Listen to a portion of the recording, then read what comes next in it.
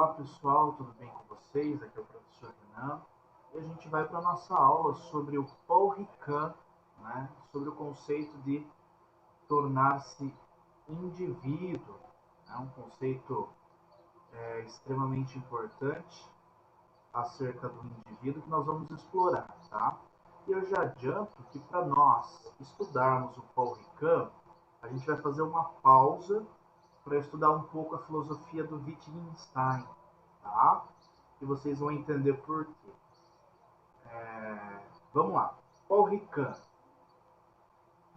Para o filósofo Paul Ricoeur, a narração da nossa própria história é o que nos forma como seres individuais. O que o Paul Ricoeur quer dizer com isso, pessoal? A palavra que a gente pode destacar desse slide, o Paul Ricoeur é esse carinha aqui, tá? A palavra que nós podemos destacar desse slide é a palavra narração, né? Como que nós narramos algo? O que nós precisamos para narrar algo? Tá? Vocês vão pensar, a gente precisa de palavras, né? A gente precisa da fala. Resumindo, nós precisamos da linguagem.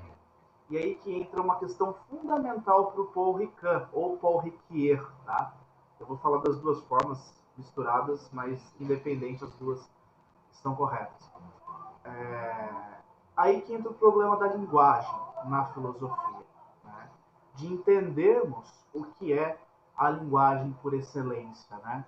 Para ele, a narração da nossa própria história é aquilo que nos torna seres individuais. Então, com a capacidade de elaboração da linguagem, é essa característica que nos torna únicos, tá? Numa sociedade em que vivemos. Vamos lá. Ele afirma que o ser das pessoas possui duas principais dimensões. A primeira é a dimensão social, né? Onde através da convivência com outras pessoas vamos conhecendo o mundo e a nós mesmos. Tá? Então a primeira dimensão que o Paul Ricoeur aborda é a dimensão social. A sociedade nos constitui como indivíduos, certo? E não o contrário. Por quê? Porque não existe ser no mundo que viva sozinho, tá? Nós somos seres relacionais, nós precisamos da relação, do contato com as outras pessoas. Tente viver no mundo sozinho. Você vai morrer, por quê? Para você comer, você depende dos outros. Para você se vestir, você depende dos outros. Você não consegue produzir, você não é um ser autótrofo. Autótrofos são aquelas plantas, por exemplo, que produzem o próprio alimento. Nós não temos essa capacidade. Nós precisamos dos animais para nos alimentar, dos vegetais, da produção de outras pessoas, ou seja, nós temos essa dimensão social, coletiva, né, que nos torna indivíduos. Daí, a partir dessa convivência, que nós vamos conhecendo o mundo à nossa volta e conhecendo a nós mesmos. A segunda é a independência e autonomia. Então, apesar de sermos seres coletivos, nós também somos seres autônomos, ou seja, nós também temos a nossa dimensão nossa, né? Individual, independente, autônomo, que desenvolvemos quando aprendemos a ter responsabilidade com as nossas próprias escolhas. Então, a partir dessa relação com o outro e consigo mesmo, nós tomamos as nossas decisões e fazemos então nossas escolhas a partir daquilo que nós nomeamos de liberdade, certo? Bom, esse processo de individualização social e independência acontece por meio da linguagem, onde o nosso eu é projetado no mundo através da fala, da comunicação. Pessoal, aí que entra um tópico muito importante, tá? Para que vocês possam entender a filosofia do Paul Ricoeur. Essas duas dimensões, tanto a individual como social, elas só acontecem através do uso da linguagem. Tá? Como assim, professor? Você vai falar que o grande problema do homem é a linguagem? Para o Paul Ricoeur, não só, mas depois a gente vai ver um outro filósofo que a resposta é sim para essa pergunta. Tá? Por quê? Tentem se relacionar com alguma pessoa sem usar a linguagem. Pense pensar sem usar a linguagem, você consegue? Se eu falo para você maçã, imagine uma maçã. Você consegue imaginar uma maçã sem usar a linguagem? Ah, professor, eu consigo. Imagina a imagem da fruta. Tá. Só que o que faz essa fruta ser o que ela é? O que você denomina de maçã. Então, ou seja, você nomifica aquilo. Você usa a linguagem, não tem como não usar. Professor, mas as pessoas surdas se comunicam normalmente através da linguagem de sinais. Tá? Então não existe, para esses dois filósofos, tanto para o Riquier como para o Wittgenstein, não existe mundo sem linguagem. Tá? A linguagem ela é parte do fundamento. Né? Para o Paul Ricoeur, não é o fundamento. Tá? Ela é parte essencial, mas não é o fundamento. Para o Wittgenstein, que a gente vai ver, é o fundamento. Vamos lá, fique atento. A filosofia da linguagem é o ramo da filosofia que estuda a essência e natureza dos fenômenos linguísticos. Tá? A linguagem é a maior diferença entre o ser humano e os outros seres que existem no mundo. Tá? Apesar de os animais viverem, né, por instinto, você não vê o uso de uma linguagem em animais. Tá? Você vê ruídos. Você não vê formulações frasais feitas por animais. Tá? Então, a linguagem é algo característico de quem? Do ser humano. Tá? Ah, mas o animal se comunica ali por linguagem corporal. Mas então, é uma linguagem corporal e instintiva. Né? Ele sabe que ele tem que casar com a fêmea. Por quê? Por instinto. Nós não. Todas as nossas relações, elas dependem do uso da linguagem, certo? Para tudo, precisamos entender a filosofia desse cara aqui. Esse cara aí é o Louis Johannes Wittgenstein, tá? Esse é o filósofo que eu estudo muito ele. E ele é muito importante para a gente entender o Paul Ricoeur. Por quê? Porque nós já vimos que a linguagem, para o Paul Ricoeur, ela é importantíssima, tá? Porque ela é parte da constituição do indivíduo. Para o Wittgenstein, ele vai um pouco mais longe. Para o Wittgenstein, a linguagem é o fundamento da filosofia. Então, ele vai dizer que tudo que a filosofia se dedicou até hoje foi se debruçar sobre falsos problemas filosóficos. Por que ele vai dizer isso? Porque todos os problemas que a filosofia tentou responder foram problemas de mau uso da linguagem. Ou seja, nós só chegamos a esses problemas por ter utilizado mal a linguagem. Tá? Então, quando nós falamos de algo que está além, metafísico, nós não deveríamos nem falar sobre isso. Por quê? Porque são coisas que não existem no nosso mundo. Então, a nossa linguagem confunde o nosso pensamento e nós vamos formando teorias para explicar essas coisas que, na verdade, não têm fundamento. Não são coisas que existem no mundo. Vamos lá. Essa parte é um pouquinho mais difícil, mas é um resuminho feito pelo professor. O primeiro Wittgenstein, em sua obra Tratados Lógicos Filosóficos, busca uma linguagem ideal, pois para ele o mau uso da linguagem acaba confundindo o pensamento. Então, quando eu uso mal a minha linguagem, eu confundo o pensamento, gerando assim falsos problemas filosóficos. Podemos dizer que existem dois processos divididos em 5 etapas. Nós temos que pegar uma sentença. O que é uma sentença, pessoal? Uma frase. E fazer essas etapas. Vamos lá.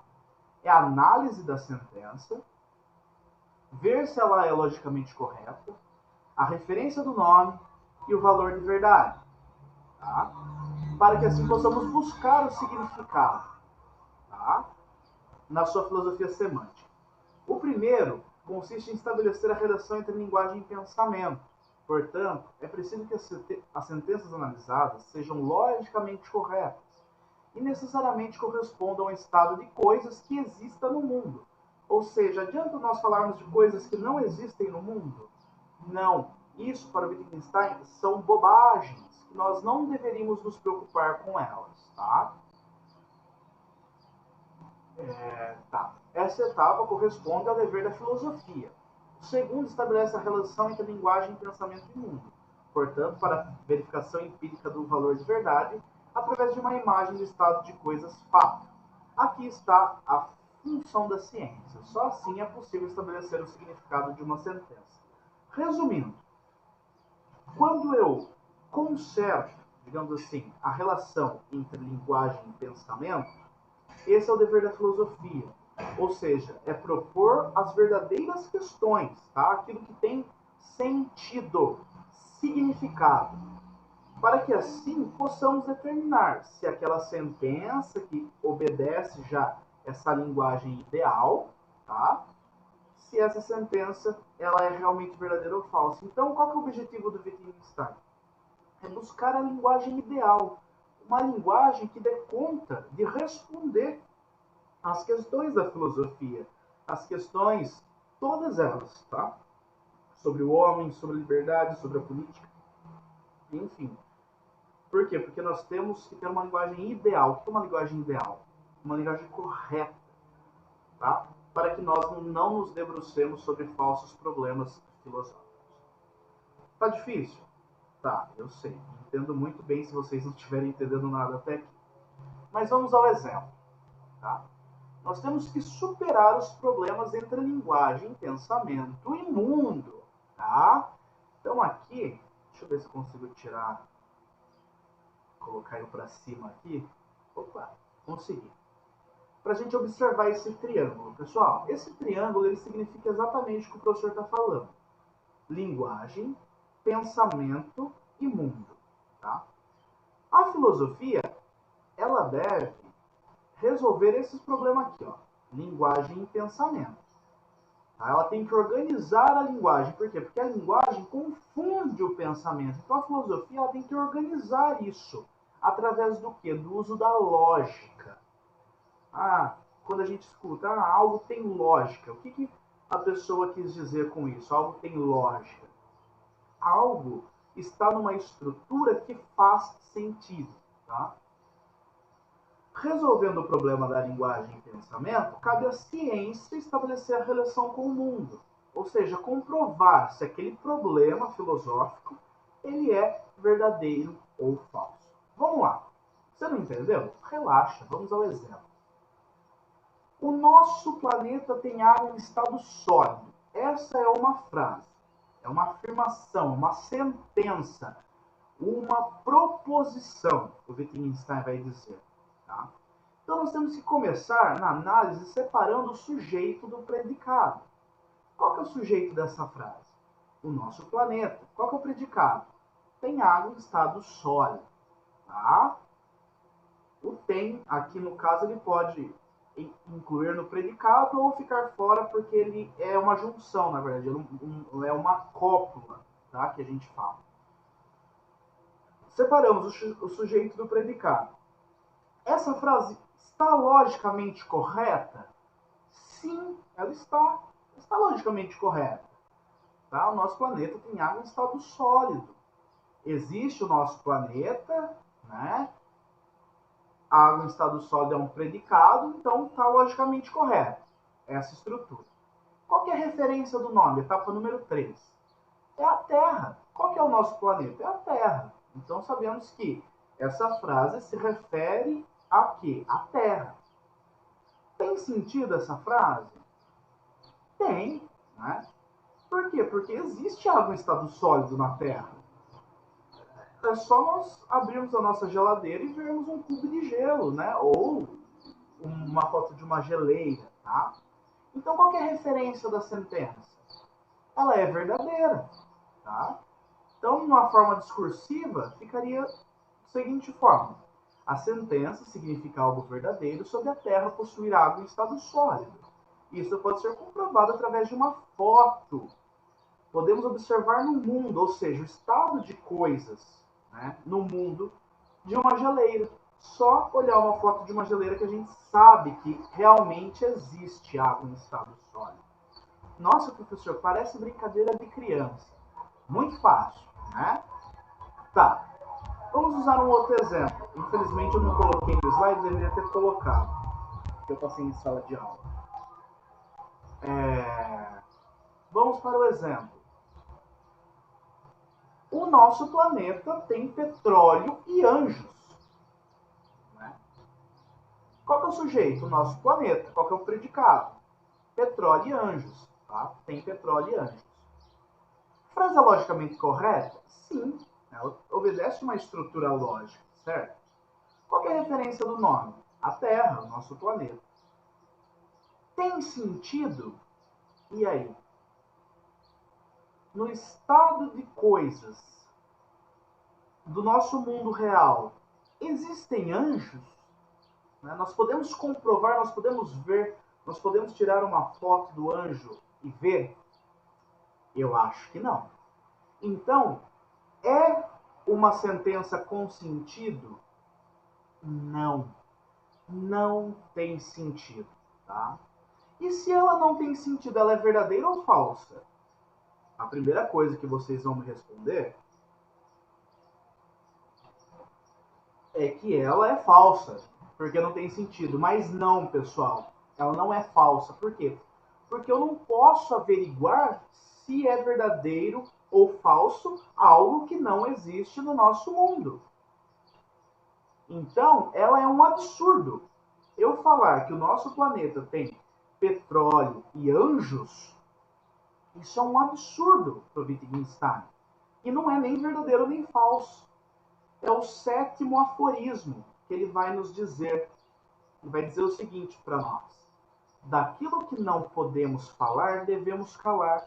Então, todas aquelas sentenças que são absurdos, de coisas que não existem no mundo, nós devemos nos calar sobre elas. Tá? Nós não podemos falar que é verdadeiro nem falso. Por quê? Porque não existe comprovação científica. Tá? Não tem como comprovar cientificamente que existem anjos no mundo no nosso estado de coisas. Tá? Então, qual é a missão da filosofia? A filosofia, ela estabelece o significado, se tem sentido. Tem sentido? Tem. Cabe à ciência comprovar se é verdadeiro ou falso. Não tem sentido? Acabou ali. A ciência não tem que se meter. Por quê? Porque não tem sentido. É um absurdo. Tá? Então, a linguagem e o pensamento na frase o nosso planeta tem petróleo e anjos, ela é confusa, ela é errada. Tá? Portanto, é algo sem sentido, um absurdo, que nós não podemos atestar se é verdadeira ou não. Outro exemplo para vocês. O professor Renan está com uma blusa de frio, dando aula. Tá? Vamos lá. Qual que é o sujeito? O professor Renan. Qual que é o predicado? Está com blusa de frio, dando aula. Essa frase é logicamente correta? Sim, ela é logicamente correta. Qual que é a referência do nome? Professor Renan. Né? Renan é a referência. Tem sentido? Tem sentido. Né? Tem sentido essa frase. Existem pessoas que usam blusa de frio. Né? Mas qual que é a referência da sentença? Verdadeira ou falsa? O professor está usando blusa de frio? Olha aqui. Não, o professor não está usando blusa de frio. Mas tem sentido, porque eu poderia estar. Porque a gente sabe que existem blusas de frio que nós utilizamos. Então, qual que é a referência da sentença nesse caso? É falsa. Tá? Por quê? Porque o professor agora ele não está usando blusa de frio. Vocês estão vendo a diferença de eu falar algo que é verdadeiro ou falso e eu falar algo que é absurdo? Tá? Eu espero que tenha ficado claro para vocês. Então, por exemplo, a forma discursiva, como está no exemplo, ficaria assim. A sentença significa algo falso sobre o professor estar usando blusa de frio dando aula. Por quê?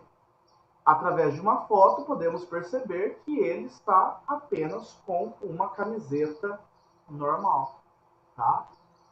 Então, a gente viu 3 exemplos de uma frase logicamente correta, com sentido e verdadeira, que é o nosso planeta tem água, estado sólido. Nós vimos um exemplo de uma frase que não tem sentido, não tem significado, porque é um absurdo, que é o nosso planeta tem água, tem petróleo e anjos.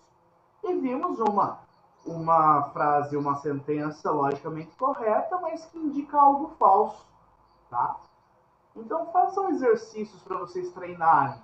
Peguem as frases do cotidiano e vão tentando colocar nessa linguagem ideal que o Wittgenstein propõe. Vocês estão vendo que quando eu falo algo sem sentido, isso não é um verdadeiro problema? Para ele, eu falar de anjos, de Deus, daquilo que está além, eu não deveria nem falar. Porque são coisas que eu não consigo atestar a veracidade. Não é que não existam anjos, não é que não exista Deus. Não, nada disso, ele não fala disso. Tanto é que eu acho que o Wittgenstein acreditava em Deus. Mas ele falava que nós discutirmos essas questões é uma perda de tempo. Sabe por quê? Porque nós temos que usar a linguagem ideal para discutir as questões que realmente existem no mundo, no estado de coisas. Tá? Conclusão. Os problemas acerca do indivíduo e do pensamento são erros induzidos pelo mau uso da linguagem. Poderemos viver uma vida melhor se utilizássemos a linguagem ideal. Eu espero que tenha ficado claro, tá? E para terminar, voltando ao Paul Ricoeur, né? Desculpa. Um exemplo da linguagem como processo da nossa individualidade é quando damos a nossa opinião sobre a personalidade de uma pessoa. Ao falar sobre o outro, estamos também falando de nós mesmos. Então, para o Paul Ricoeur, ele não busca uma linguagem ideal, igual o Wittgenstein. Essa é a diferença. O Paul Ricoeur, ele fala de uma linguagem que nos caracteriza como indivíduos. Tá? Ele para aí. E ele fala, quando nós falamos da outra pessoa, nós estamos projetando nela o que nós somos. É através da linguagem que vemos os outros e a nós mesmos, bem como a interpretação do mundo. Aí ele bate com o Wittgenstein. Então, a linguagem ela interpreta o mundo em que nós vivemos. Filhos, eu espero que tenha ficado claro para vocês, tá? Essa foi um pouco da nossa aula, deu 22 minutos, ficou até mais longo do que eu imaginava. Expliquei de uma forma bem rápida, mas eu espero que vocês tenham conseguido captar a tese do professor. Tchau, tchau, pessoal, até a próxima.